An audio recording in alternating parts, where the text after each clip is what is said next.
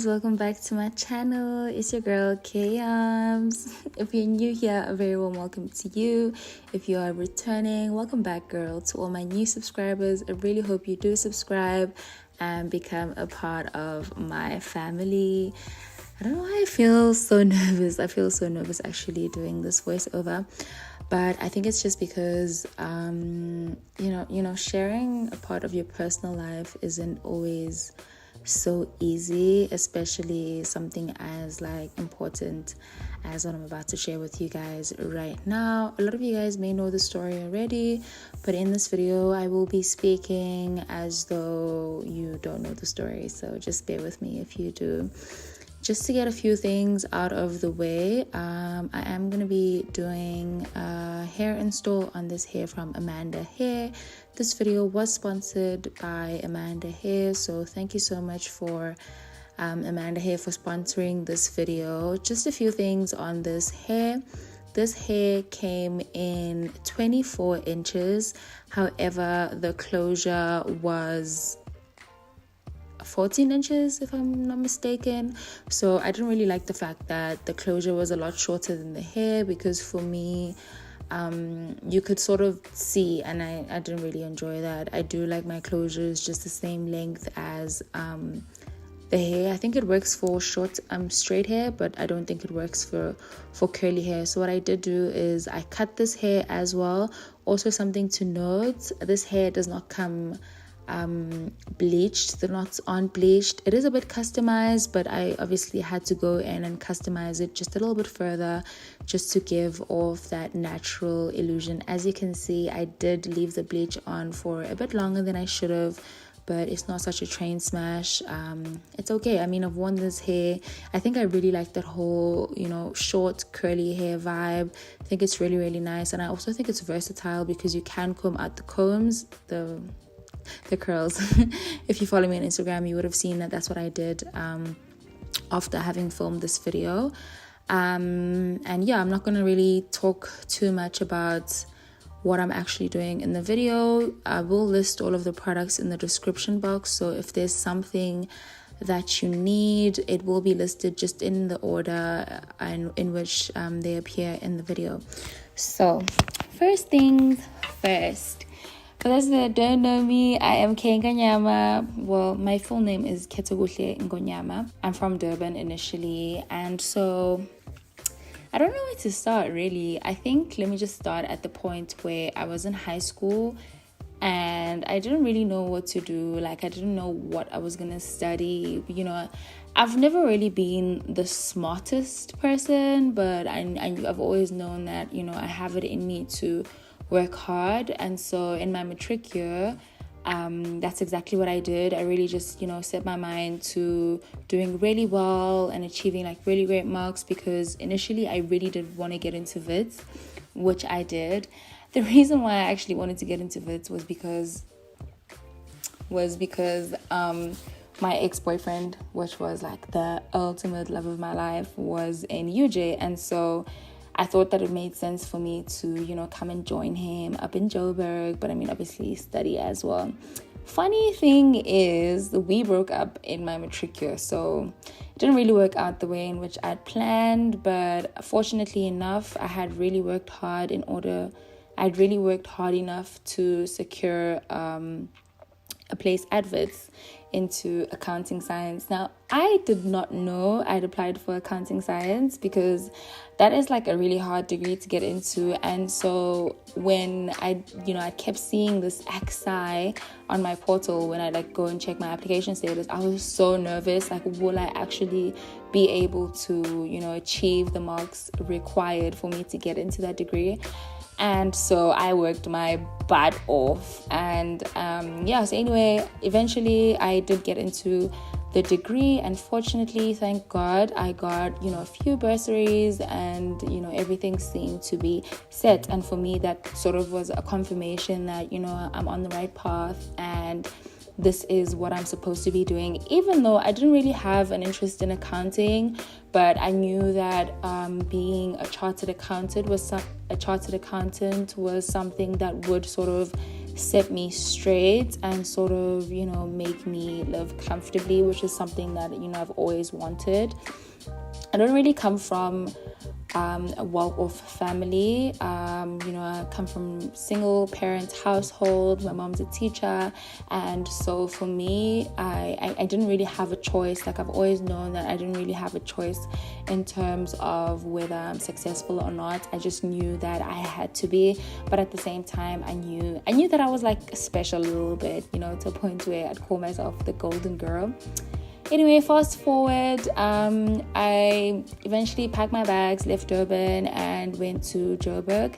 And when I arrived in Joburg, things were fun. It was great. I lived in res as well. Getting into res wasn't like an easy thing back then. I don't know how it works now, but again, it was really just based off of your academics. You did have to qualify to get into res, just like you qualified to get into the certain degree that you've chosen. So fortunately enough, I qualified to get into res, and I found that was really helpful because you're surrounded by so many people that are doing the same thing. So it's easy to not really realize at first hand that what you're doing isn't really what's for you.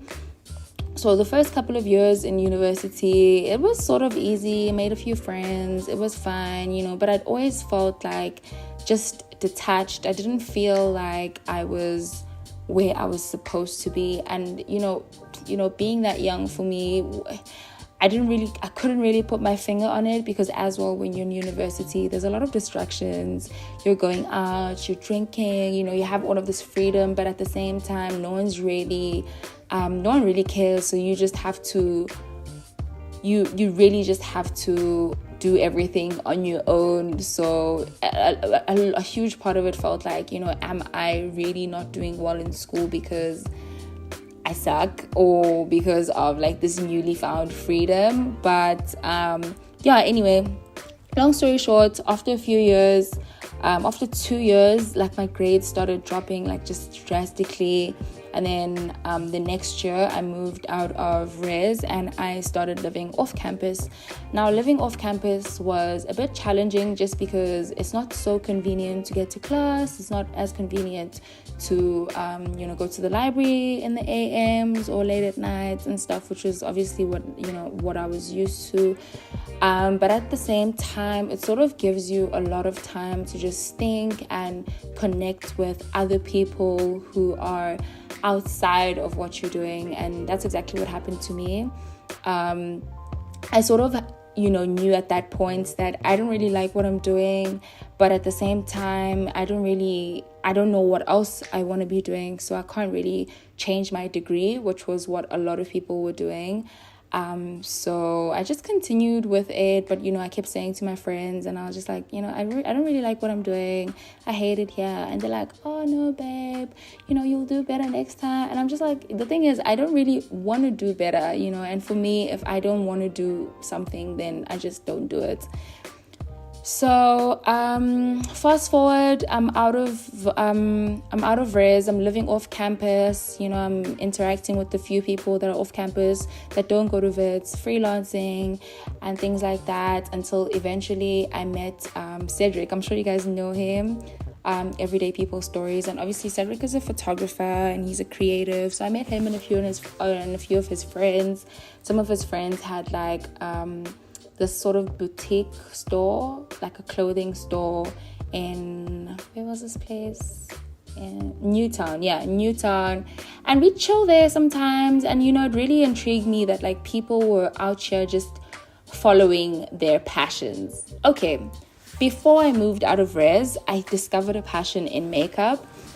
I guess I've always been someone that's really just interested in beauty, and for me, I just thought it was because like I didn't really have any sisters, and I'm surrounded by like a whole lot of boys. I've got 2 younger brothers and just male cousins, and I don't really have like a lot of females around me, except for my mom, and my mom's not really into like anything beauty like that. But then obviously moving into res, I'm living in an all girls res, and I am seeing how every single time I change my hair, it sparks an interest. You know, if I get my brows threaded, it sparks an interest. So I really became drawn to just beauty and what it does for just women in general, like how, you know, something like doing your hair or threading your brows, we weren't really doing makeup at that time, but like just how it made such a huge difference to your confidence and how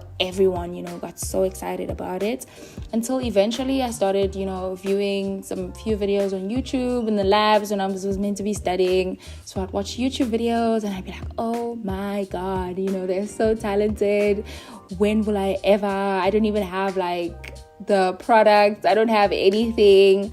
And then I think I got like money from somewhere. I think it was my bursary. I got like 2,000 rands, and I bought like my first makeup kit. You know, it was a small kit.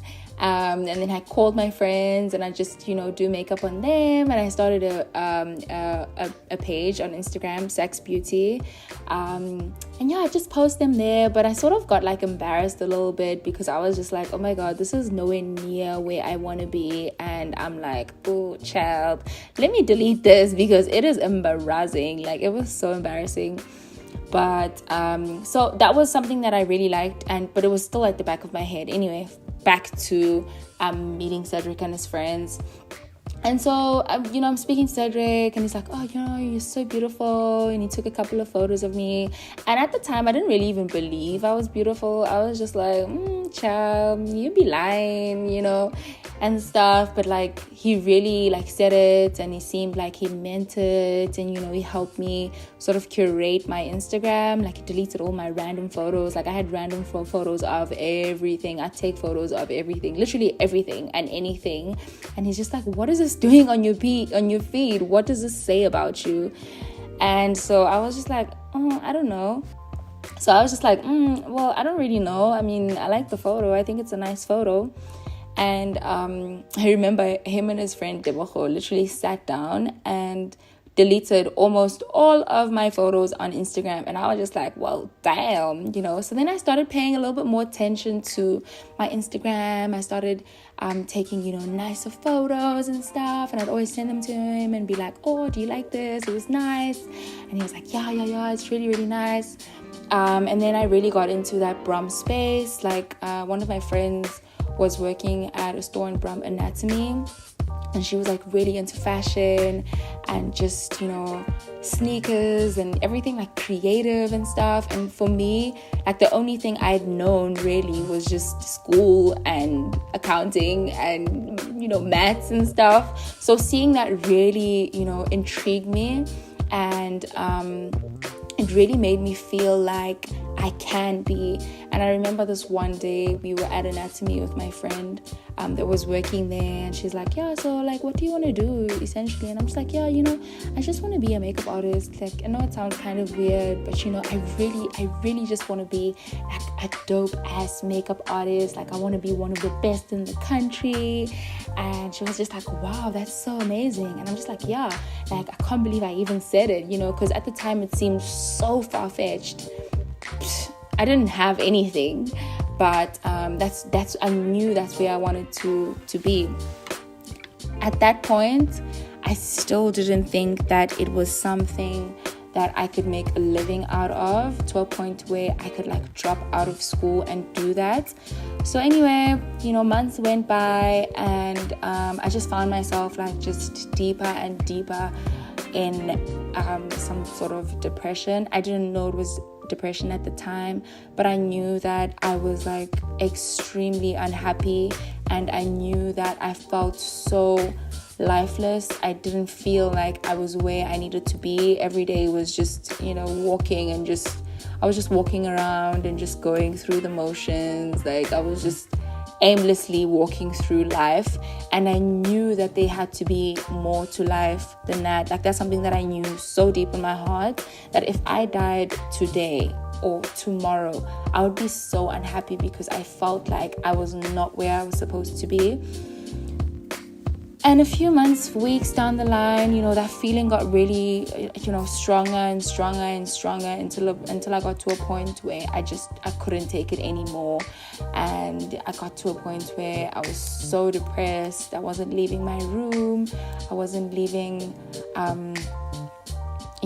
my room, first of all, let alone the apartment building, let alone the building. And I just stay in my room and I close the curtains. I keep the curtains closed. I wasn't really eating. I just stay in darkness, and I found that that's what I wanted to do, because that's how I felt.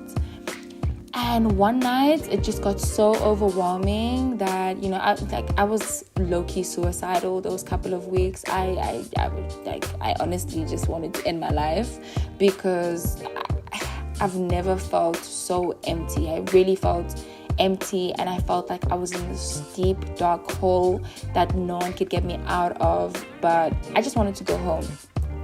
And so I called my mom, and my mom was just like, what is going on? Because I called at 3 a.m. one night, and she was just like, what is happening with you? And I'm just like, I don't know. I just can't do this anymore.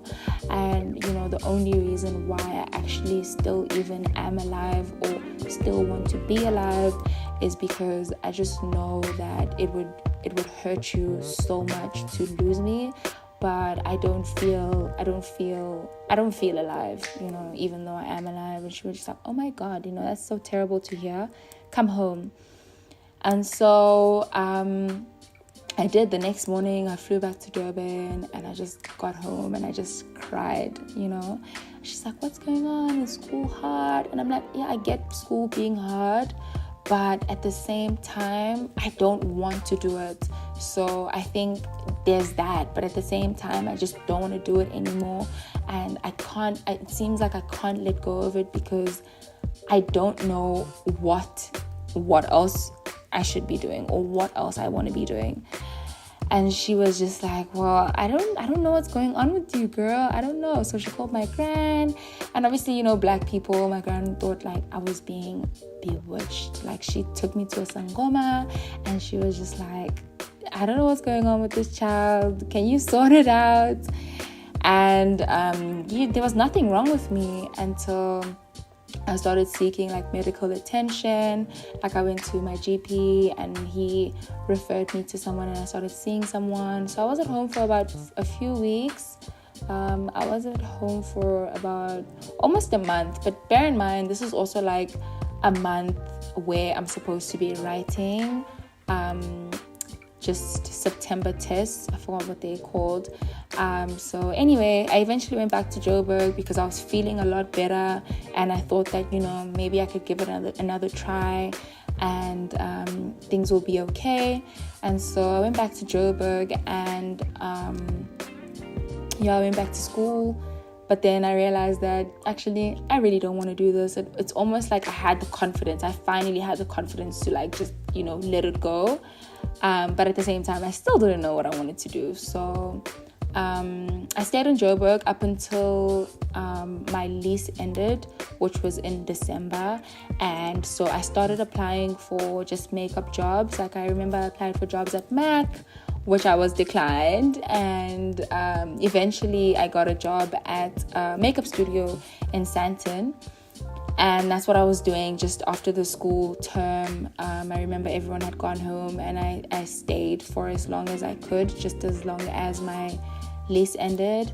And so I stayed in Joburg, and I was traveling to Sandton, via taxi, and I going to my job, which I found, so much fulfillment. I was so happy. I was working in a makeup studio, and I was just doing makeup on couples that come in for couple shoots or family portraits or just anything like that. So anyone that comes into the studio, we do their makeup. And that's what I was doing. And I was so happy. I felt alive, I think, for the first time. And I realized that was something that I liked, even though when I was supposed to get paid, they scammed me because I don't know, child. I think they were just a struggling company, so they didn't really pay me. But again, I wasn't too hacked because, it was something that I really, really enjoyed. So went back home, and this is such a long story, child. So I went back home, and I then the following year, a friend of mine hit me up for just some work with the SABC, and she was like, if you get into this kind of work, maybe you can, finally get into makeup side of things, and you could, be doing makeup on sets and stuff at the SABC, which went horribly wrong, because the guy that was sort of mentoring us started like making advances on us, and he was basically like, if you don't sleep with me, then you're not getting a job, which was kind of weird. And so I think that for me was just like let me just go home and go back to the drawing board. So I was at home for a few months, and I was just chilling there. It was kind of like depressing a little bit, but I felt so much better because I knew that I was here to find what it is I'm supposed to be doing. I had so much hope in the midst of like absolutely nothing was happening for me, but I was so hopeful that God knows me and God will position me wherever it is that I need to be. And so I went on a few fasts and stuff, and it's actually the funniest thing because while I was at home, I obviously now had dropped out of school, and I was just chilling, bumming at home, not really doing much. And there's a lot I could speak about being at home and just in that period. But for the purposes of this video, I won't. So eventually, because I'm at home, I started, pretending to be doing stuff. Like I, get up and I'd do my makeup just in the mornings or just during the day, and I take photos and I just pretend to be going somewhere, just so like my friends and everyone else who were on social media didn't think that I was just like dead, So I pretended to have a life, and it's crazy because in my pretense, that's when I finally got approached by like brands and stuff, and I realized that the more I posted about like my makeup and what I'm doing and plugging people, was the more people got interested. And I realized my following on Instagram just started growing, and I was just like, oh, okay, something's working. So I started doing it a lot more often. And I remember when I got to 10,000 followers on my Instagram, I sort of just switched it up, and I was just like, hey guys, well, if you follow me, this is now a makeup page, and that's what I'm going to be doing. I'm going to be plugging you, and so welcome to the community. And literally from there, it has just been uphill. Literally, it has been uphill. I've just gotten so many opportunities, and that is basically how I became and how I started my influencer journey. And there's a lot that happened between then and where I am now. We can get into that in the next makeup therapy video. But that's a bit about my background and some of the reasons why I ended up dropping out. And if you do like this video, please give it a huge thumbs up, and I will see you in my next video. Bye. Sorry for the burden, sorry I was hurting, but my scars are almost healed. Yeah, my scars are almost healed. Yeah, I'm feeling like a child now, everything's alright now, and it's all because of you. You made the flower in me bloom. Used to be afraid of everything, but now there's no more fear. Yeah, I used to let nobody in and hide my face with tears. But we thought of you as someone who can love someone like me. But I was wrong, baby, now I believe.